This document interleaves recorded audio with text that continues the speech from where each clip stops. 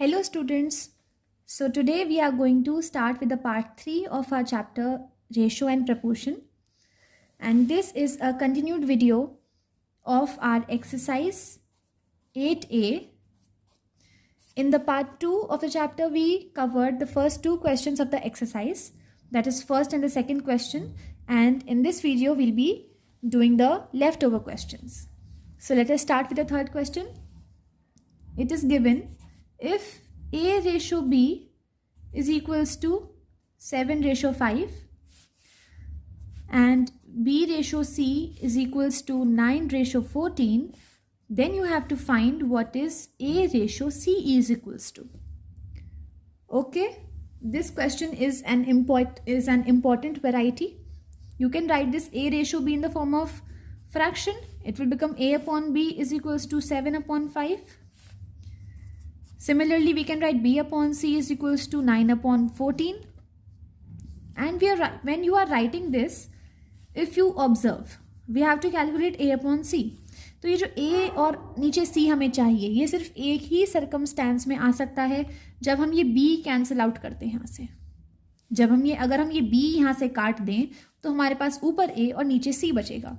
और ये कट किस कंडीशन में हो सकता है? सिर्फ एक ही कंडीशन में हो सकता है जब इन दो फ्रैक्शंस को हम मल्टीप्लाई कर दें, तो ये आपस में बेचारे ये कट हो सकते हैं उस टाइम पे, वरना नहीं हो सकते ये. तो हम वही करेंगे. अब जब क्योंकि हमने इसको कट कर ही दिया है तो वैल्यू भी पुट कर देते हैं. 7/5 मल्टीप्लाई 9/14, 7 2 और कुछ कट हो रहा है? बिल्कुल नहीं हो रहा. तो 9/10 आ गया. अब हम लिख सकते हैं A रेशो C हमारा क्या होता है? होता नहीं है, आ गया है इस क्वेश्चन में. A ratio C is equals to 9/10. Let us move on to question 4. If A ratio B is equals to 5/8, comma B ratio C is equals to 16/25, you have to calculate A ratio C is equals to what? This is the same question like third. It is just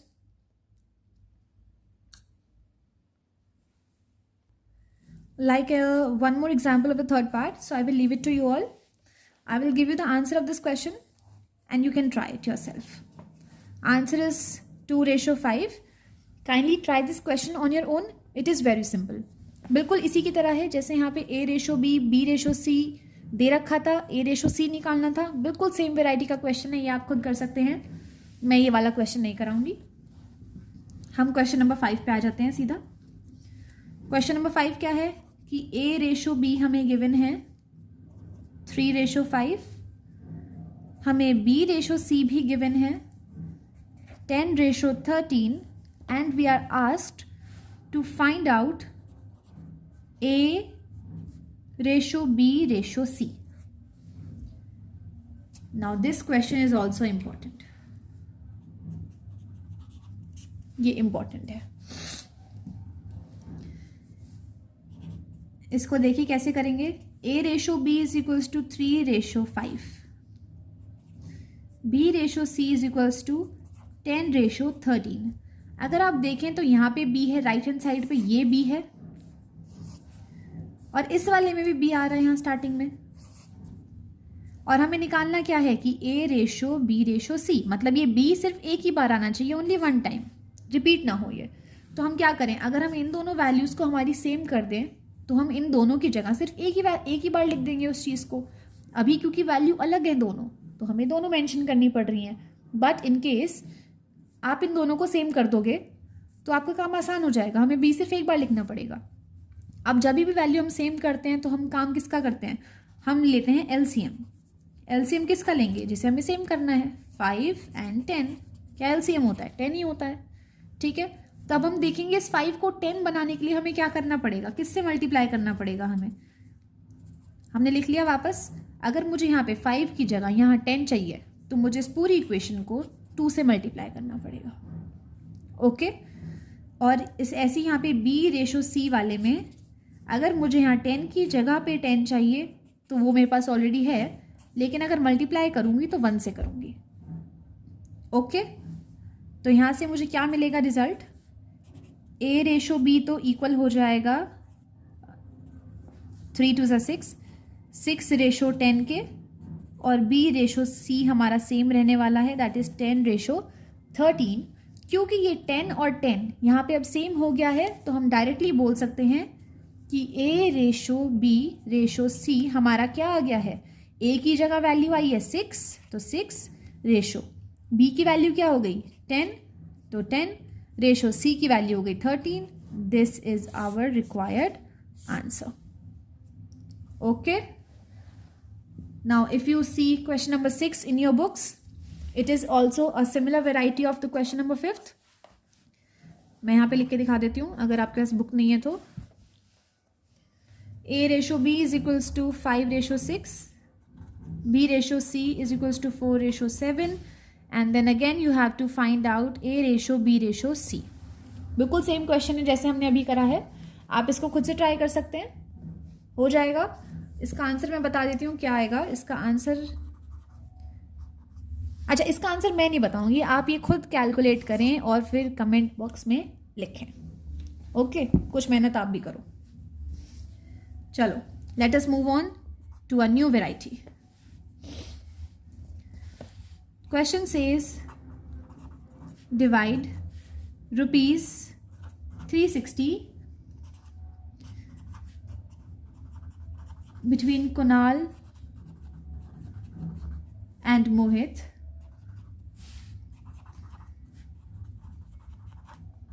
in the ratio 7:8.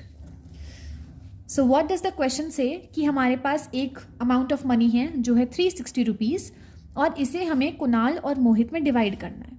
अब जो divide करना है उसका हमें ratio दे रखा है पहले से, क्या कि वो 7:8 में वो डिवाइड हो रहा है। अब अगर हमें ऐसे कोई चीज़ डिवाइड करने के लिए बोली जाए तो हम कैसे कर सकते हैं उस चीज़ को, वो देखेंगे। और ये क्वेश्चन काफ़ी इंपॉर्टेंट है और बहुत ही ज़्यादा ईजी है। तो इस क्वेश्चन को आप डायरेक्टली सॉल्व कर सकते हैं कैसे कि हमें रेशो की कुछ टर्म्स दे रखी हैं। सबसे पहले हम इनका सम निकाल लेंगे। Sum of ratio terms equals to क्या आ जाएगा? 7 + 8 इज इक्वल्स टू क्या आ गया? 15 आ गया।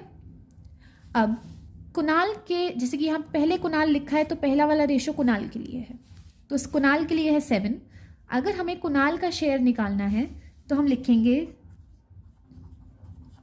कुणाल्स शेयर इक्वल टू कि कुणाल को कितना मिलेगा जब हम इसको डिवाइड करेंगे।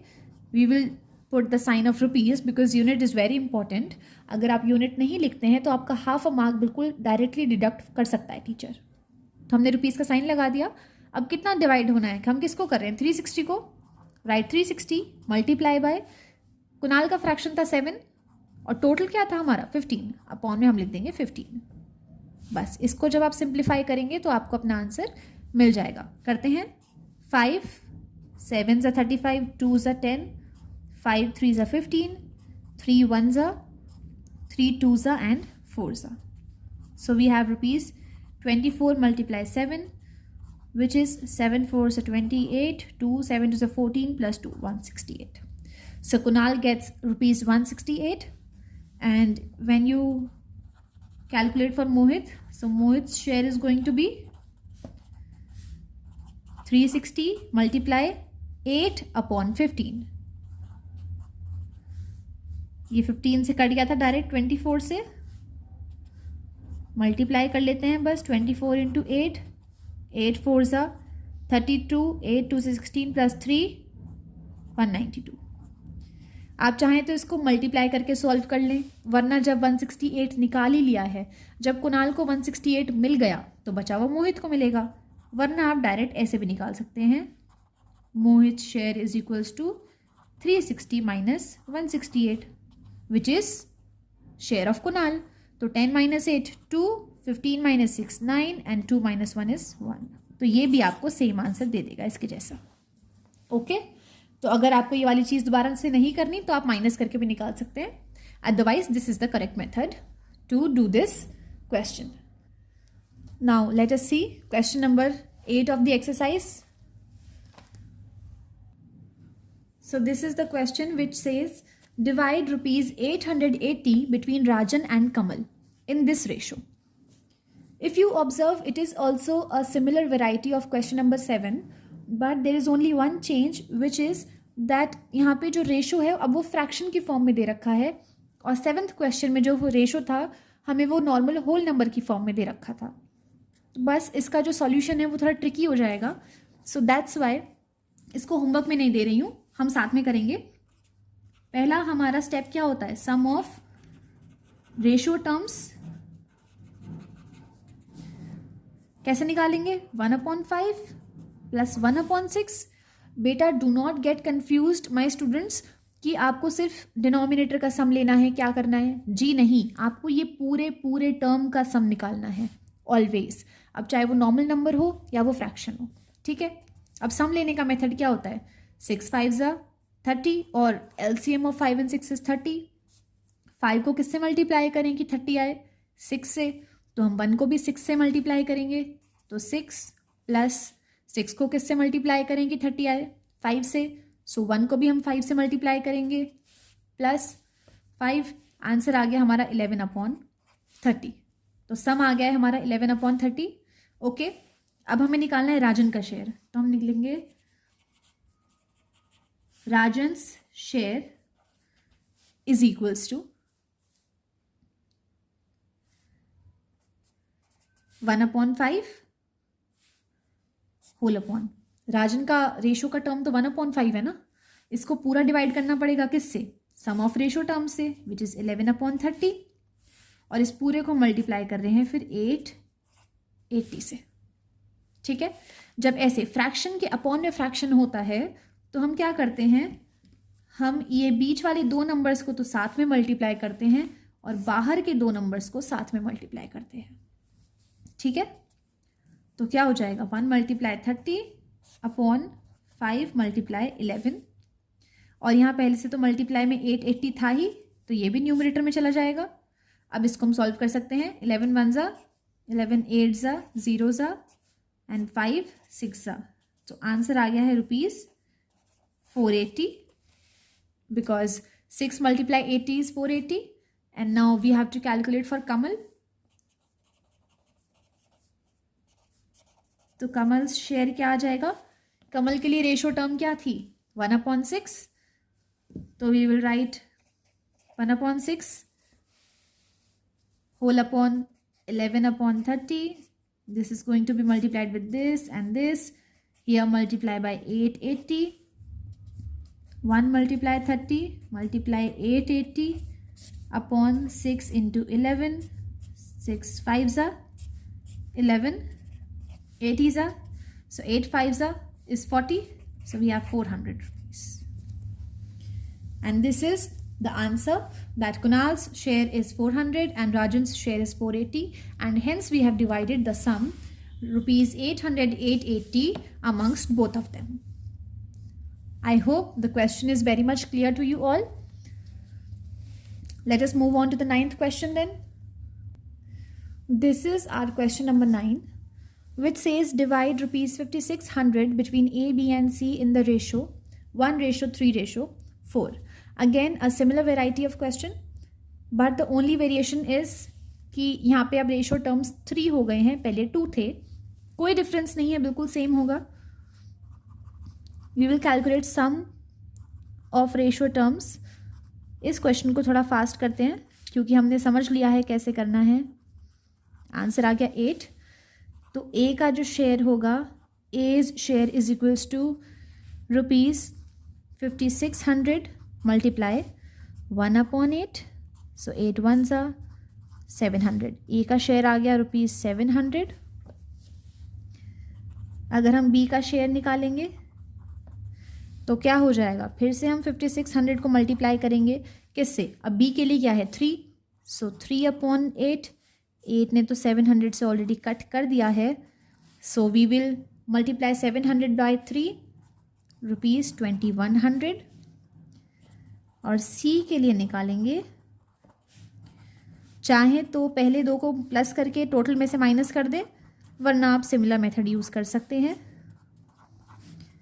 We will get 2800.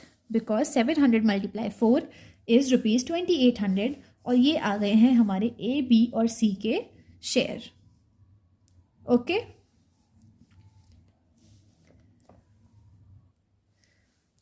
Now, the questions which are from question number 10 to question number 15, 16, something like that, they are of a different variety. So I will try to cover it in the in another video, because otherwise ये video काफ़ी लेंदी हो गई है, तो आपके लिए हो सकता है थोड़ा बोरिंग हो जाए, और वो टॉपिक भी थोड़ा डिफरेंट है.